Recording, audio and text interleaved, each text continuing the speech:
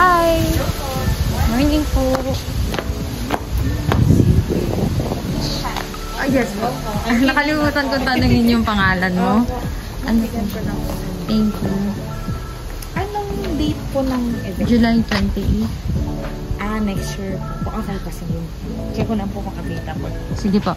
So, anyway po, ito po yung aming pavilion. We also offer 2 gardens po. Ano kaya mga ceremony po? You will do church or garden wedding? Garden. Garden po.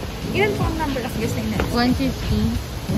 Kung 150, ma'am, ay suggest dito sa lower garden po. Kasi mas malaki ang capacity po nito.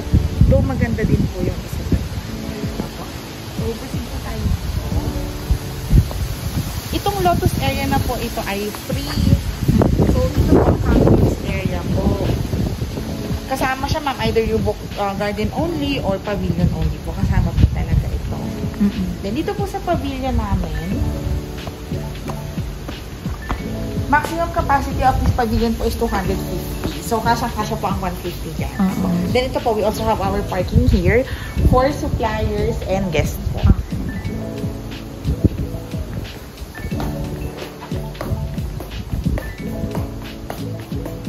Yung buffet area usually po, pag gano'n na po yung number of guests, pwede na siya dito sa foyer po instead sa loob po.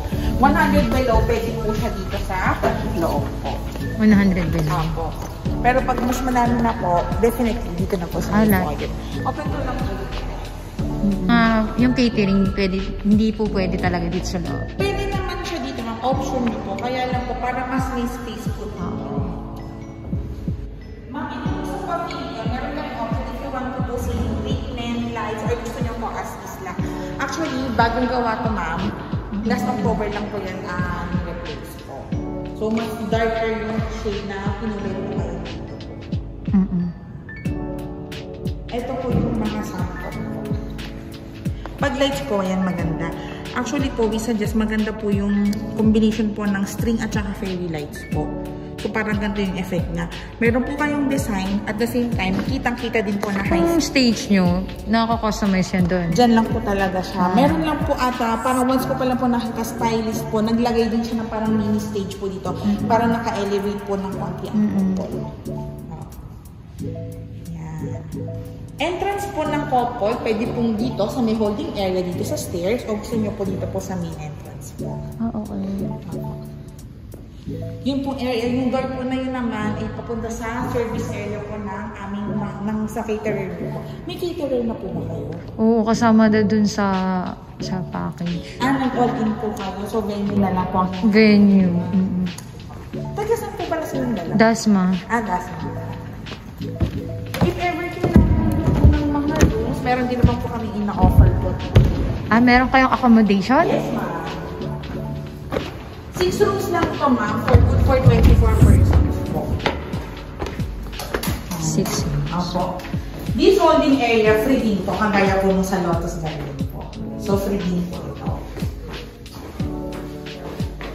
This one naman po, yung park room for the bride po. Bridal suite po ito, Okay.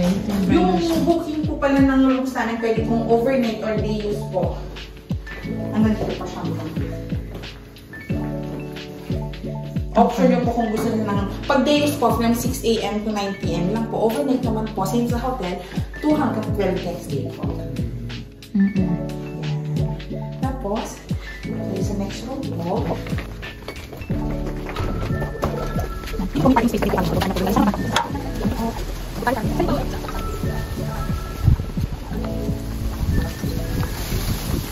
ito naman po yung sa group. Okay. Hindi siya kasing laki po nung pang bride, pero malaki din naman po yung size po nito. Lahat po naka-aircon, lahat po may sarili-sarili yung bathroom po. Wala lang po sa mga rooms namin ay kitchen. Hindi po kasi naalam magluto sa loob. Wala siyang daanan papuntang ano? Sa pavilion wala, ma'am. Sa ano lang po yun, sa bridal suite lang po siya meron. Tapos yung last room na ipapakita ko po sa inyo. Last po natin check yung bridal po.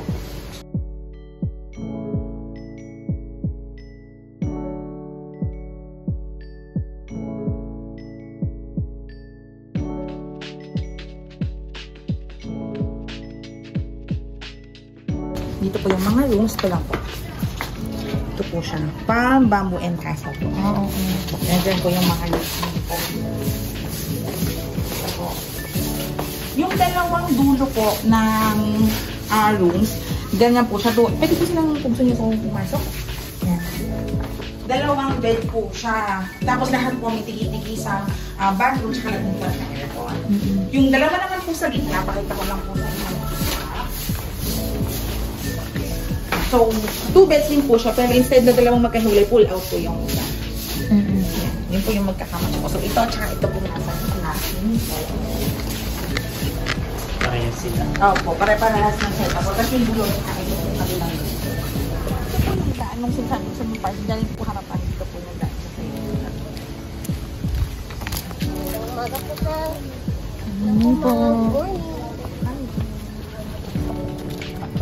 Yung daan na ganito po siya.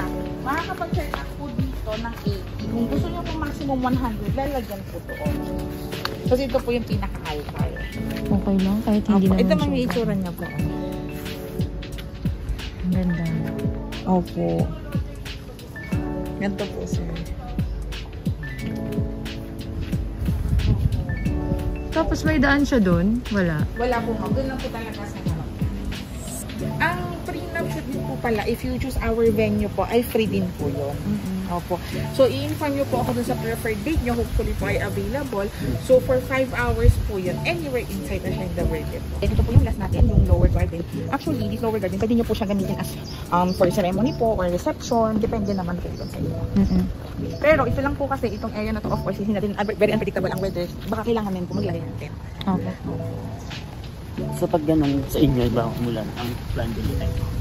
Pag umulan sa ito, hindi ba sa So, halimbawa po, for 100 persons po, 10,000, 150, 50,000. Ganun ang cartage niyo. Opo. Kasi sa 150 pa. So ayun ang pinaka ano nyo. O magbe-base kayo dun sa pinaka total price nila. Dun, ma'am, sa number of guests po, pag naka-all in. Pag halimbawa po kasi hindi naka-all in, halimbawa, iba yung supplier nyo, magkaiba po ang cartage fee pa nun. Halimbawa po, pag ibang caterer nyo, so 10% po yun, ang package sa kanila. Ang license sound naman po, 5,000. Hindi, Opo. sa kanila naman lahat. Opo, pag sa kanila lahat, kung i-combine na lang po natin, para hindi na po iwan pa rin ang cartage.